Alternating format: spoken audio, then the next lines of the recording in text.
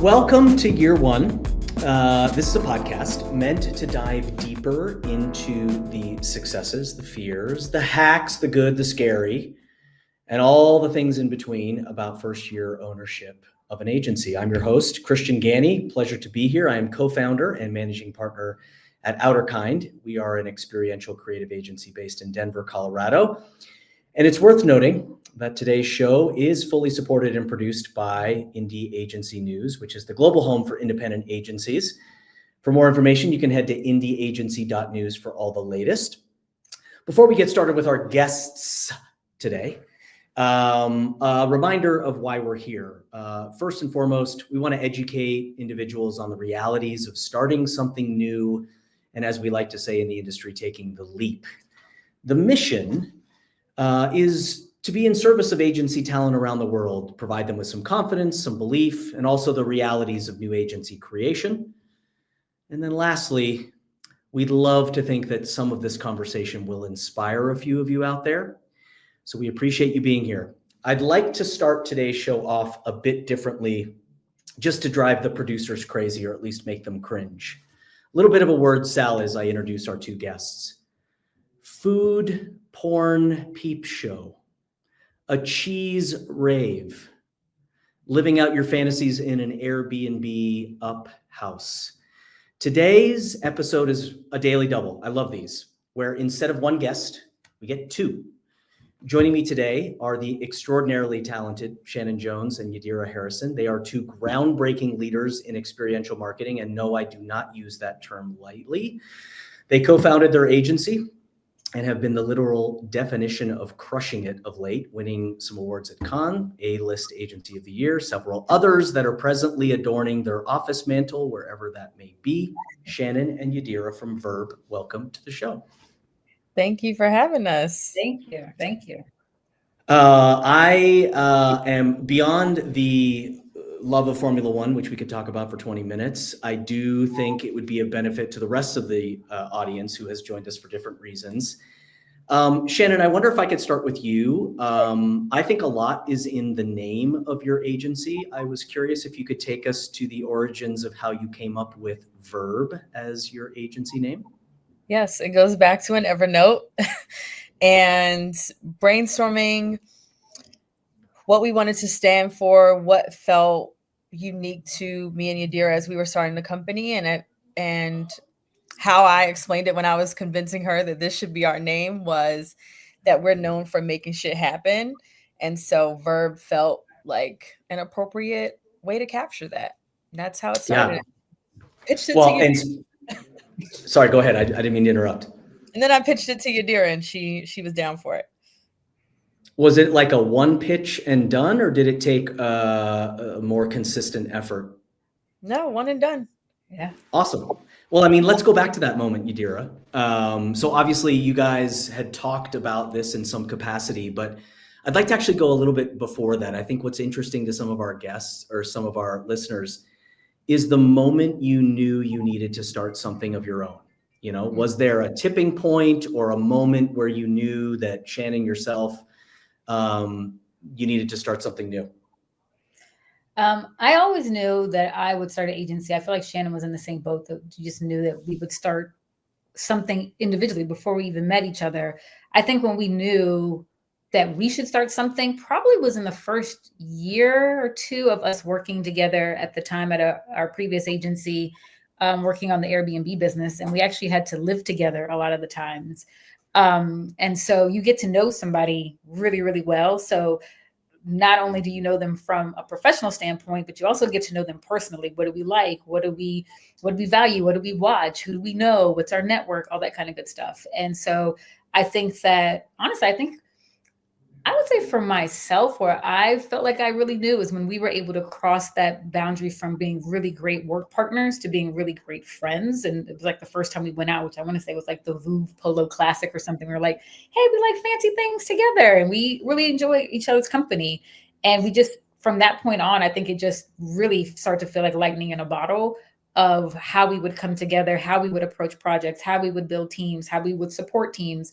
And just the way that our minds work in this really like yin and yang kind of way. So I would say probably within the first 2 years, we really knew that we had something special and we could build something out. I am such a proponent of when you start any business, but I guess agency life tends to be all encompassing, Yadira. As you mentioned, you start to learn what your business partners and colleagues like in their coffee and tea, all the way down to what size t-shirt they wear. Like you get in each other's lives, right? Shannon, I wonder if you could talk a little bit about sort of the value that, choosing the right partners, what that means for sort of the leadership, the overall direction, and the future orientation of the agency. It's invaluable. It's the decision on who you partner with is so critical. And I say all the time, Yadira and I, because we've worked together for so many years, so closely without our livelihood dependent on it, we just set a really solid foundation for working together. I heard a really great piece of advice that said, when you're thinking about a partner, and a lot of times people that are friends want to start a business together, you need to find someone that has the same work ethic as you. So not that you just get along or you have great ideas or you enjoy each other's company, but if you have the same work ethic. And I think Yadira and I have always shared a very work hard, play hard vibe, where we will stay up till midnight, working on a deck, but we will also stay out till midnight going to see a concert. So that is the most critical thing for sure. And establishing a foundation of communication and trust from the very beginning. And I feel like there are a lot of lessons from my marriage that have benefited our business relationship, about communication and honesty and transparency, and that being so critical to the foundation of everything, from day one. Yeah, I couldn't agree more. Honestly, I wish I could disagree with it just so it would make for better content, but I can't. And I mean, there's in my own journey, I like often to think back to the days where we started in a garage, and there was this sense of incredible fear, right? It's natural when you leave an agency or you leave a job and you start another. Yadira, I wonder if you could shed some light, maybe make me feel better. This is a bit of a therapy session for all of us, about like that feeling day one when you left your last occupation, you and Shannon are sitting together and you're like, okay, this is what we're really doing right now. Talk to me about how that felt and how you channeled that energy into positivity. Going back to that moment, I mean, at that point, we had pulled together any and all savings credit cards that we had. It's interesting. What I always remember about that day is my mother was here in LA and we were going to a funeral. She had a friend who passed away. And I don't know why that is something that sticks in my mind on the first day of Verb. But I think it's because, to me, I just remember thinking about like a rebirth, of just thinking about like, it just wasn't about death, because we basically ended on a Friday and started on a Monday, and it was a rebirth. And already at that point, we had our first client ready to go. And it was a really scary place to be, especially for myself. I had never been out on my own before. I'd done like a couple of freelance projects here and there, but they were tiny, really small. My livelihood didn't depend on myself and on somebody else. And I just remember thinking, this is about a rebirth. This is about something new. This is about us doing something that we aspired to do. And that day was actually very reassuring, because one, anytime you're with your mom, you always feel better. But two, it was just like, there was like a true belief. And at that point, on day one, going into really that week, we had so much traction. We always talk about this notion that we gave ourselves 100 days to do all the things. Still don't know what those were, but within 3 days, we were off and running with our first 3 clients. And by that next week, we were already, we had already been a seven-figure agency. So we were moving pretty quickly. And so it was just really reassuring. So it happened so fast. But I just remember that day just being like, crossing my fingers, like, I feel like this is going to work. We have something, I talked a little bit earlier about like the lightning in a bottle. We have something that we can offer to the world. We can build something different. We can build something new. And, we went out and did it. So I don't even know if we had enough time for fear or doubts or any of that stuff, to really even settle in. It was just kind of like, that was then, this is now. And it just felt like over a weekend, we flipped a switch and we're verb and we're off and running. So buried in that response, there was something really interesting that I just wanted to follow up on. You mentioned that when you started, very quickly thereafter, you had clients that were ready with you. So that to me projects a little bit of planning and organization on your end, where, maybe some conversations were had up front, perhaps, about the opportunity to work together, or no? Between myself and Shannon? No, just yourself and some clients as you start. No, not in our business, it's necessarily. Yeah. No, not necessarily. Up until this past January, we were by referral only. And those first clients came from us sending goodbye notes. Really what I always tell people when they're leaping in is like, Shannon and I made a list. Who is everybody that we know that we've worked with or have a great relationship with? And we made a list of who were those people who control budgets, who, control budgets or have some type of decision-making power or whatever, who can bring us in. Cool. It was a lot of people that were already within our network.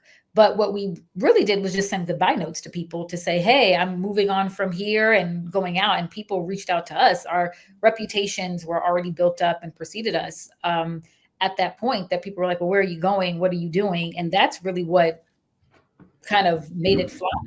Was really just saying goodbye, I'm leaving. And it was like, can I hire you? And it's just like, can't hire us, but you can hire Verb.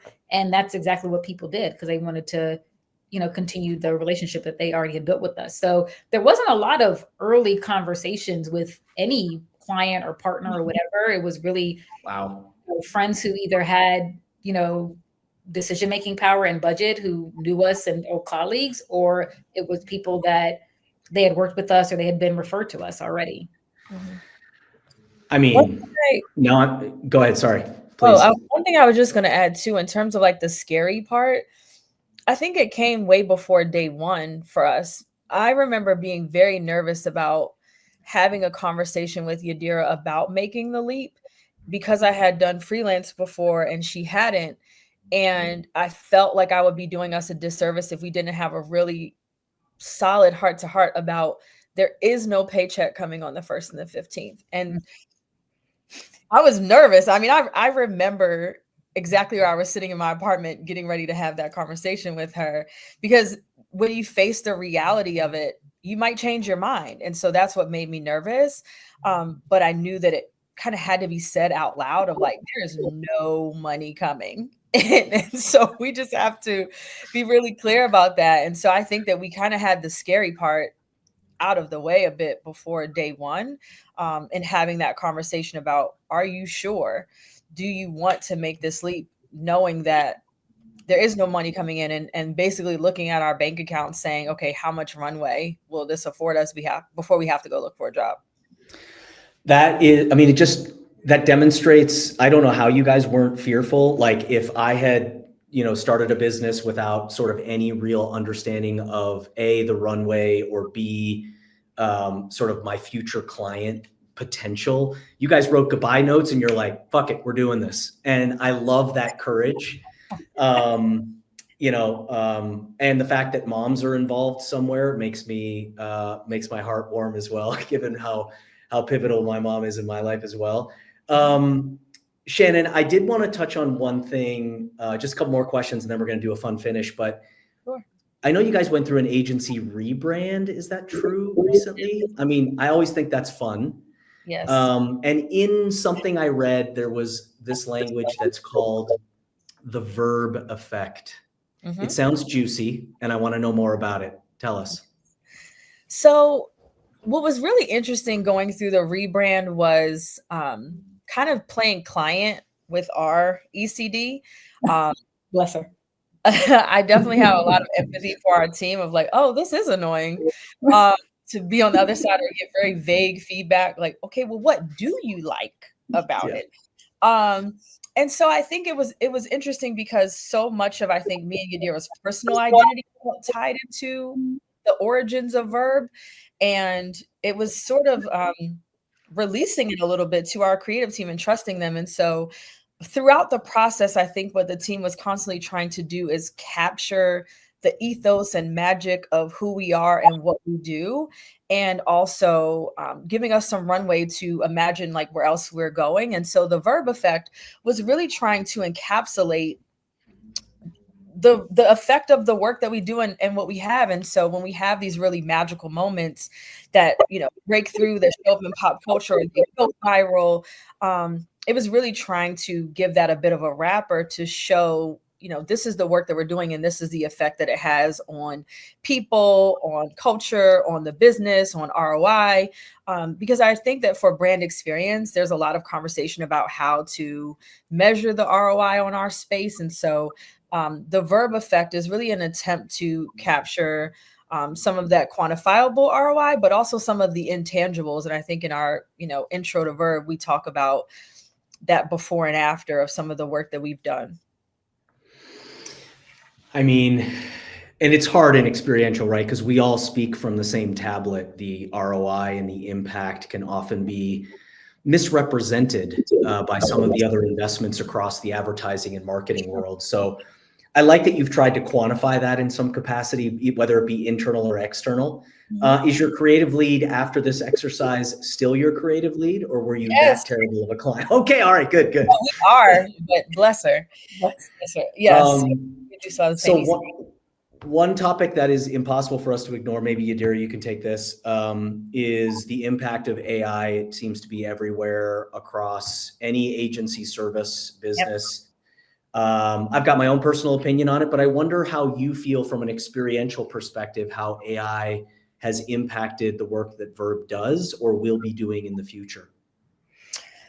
Yeah, you know, I feel like AI has been, it's been probably more so of an operational tool for us right now. Little bit of a creative partner, I would say. I think that when it comes to experiential and brand experience, the good news is because it's experience that, you know, there is still going to be a lane, and it feels like there's going to be a lane. But, you know, we've talked about a lot at Cannes this year.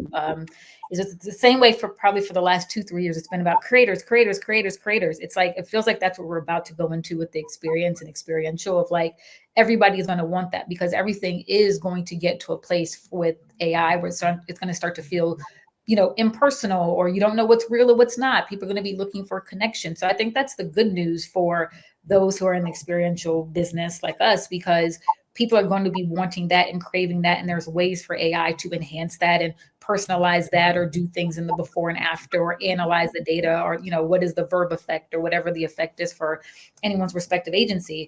I think that when it comes to the day-to-day of it, I think we're still working through what that looks like. You still, you know, for there to be that human response to get the effect that we get, there still needs to be that sense of, you know, one of the things we always talk about is, you know, all of our experiences about being seen, valued, connected, and ultimately obsessed with a brand, or, you know, making that connection between brand, fan, and brand. You still have to have some of that human element to bring some of those out, some of those human truths, some of those human insights. And so it's not about abandoning AI. It's how do you make AI work for you and support you, or understand how to take it and lead with it. So I think for us, we're still trying to find exactly how that starts to mash up. But I think for us, you know, it's really tactical right now as we start to look at how can we start to build upon an AI platform. Essentially, you know, we've thought about things that, you know, might be off the rocker a little bit, but I think it's still very early. But I think that for the world of a brand experience, I think we're still trying to figure it out. I don't want to abandon AI and think that, oh, okay, we have to go all, it has to be all creative. I do think there is some type of a merging of the two. I just don't know exactly what that looks like, but yeah, I think it's about balance, right? I mean, we don't want to ignore it, but we don't want to rely on it. And I think in the experiential world where live human connection is so critical and valuable, AI is at some point going to take a bit of a back seat, I think, to that. Yep. So one more question to you both, and then we're going to end this with, you guys are going to be test bunnies for a new segment on this show. Hope you're excited about that. You have no idea. Yes. So let's start with you, Shannon. I love ending the show this way.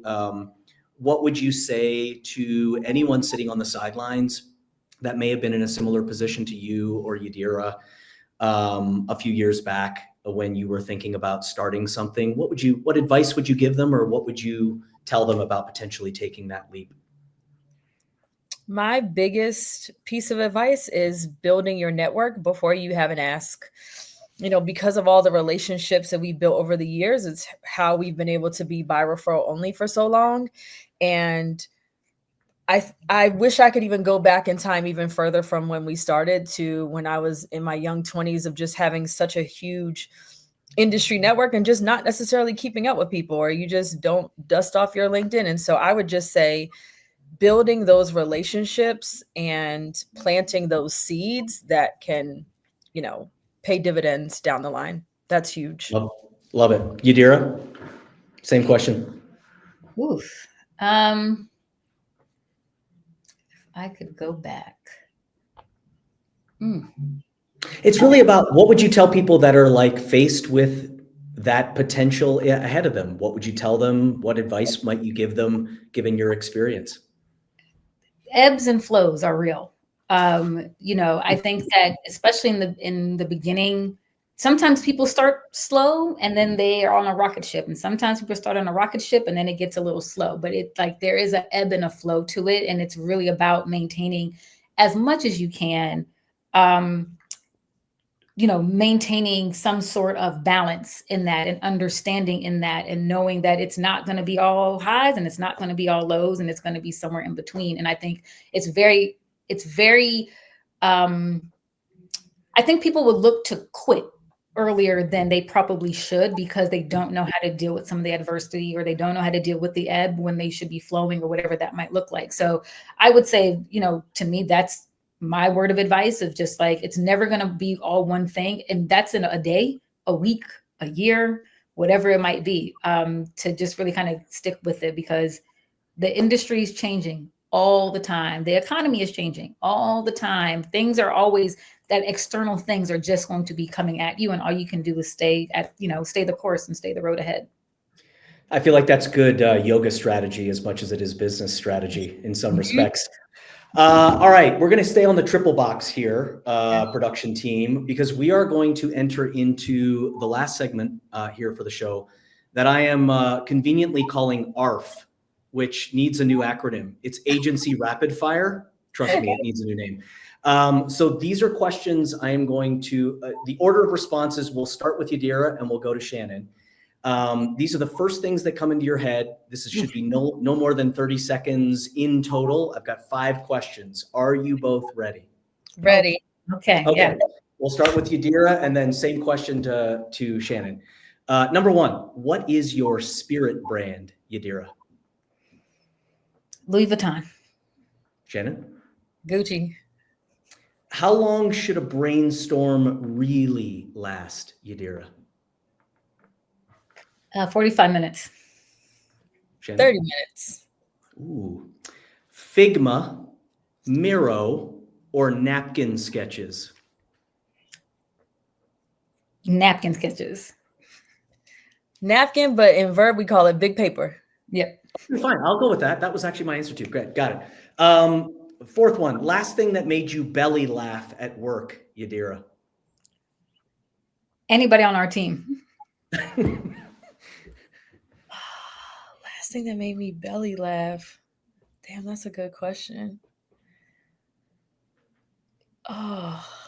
Yadira was trolling me with a clip from Abbott Elementary. That was probably the most recent thing. It's on my IG if you want to look for it. She was trolling me. I will now have to look for that. Last question, Yadira, most overrated word in Experiential right now? Culture. Amen to that. Shannon? Authentic. Oh, you guys nailed 2 of them. That was good. I had 4 of them written. You got 2 out of them. That's great. Not that I'm the judge of what's right or wrong, by the way. It's all good. Ladies, it was a pleasure speaking with you. I didn't even get to all the questions I had about some of the work. I am a huge fan of you both. I love all the admiration and accolades that you guys are getting. As an experiential guy myself, I love seeing you guys succeed. Thank you so much for joining the show today. Hopefully our audience learned something new. It was a pleasure. Thank Thank you so much.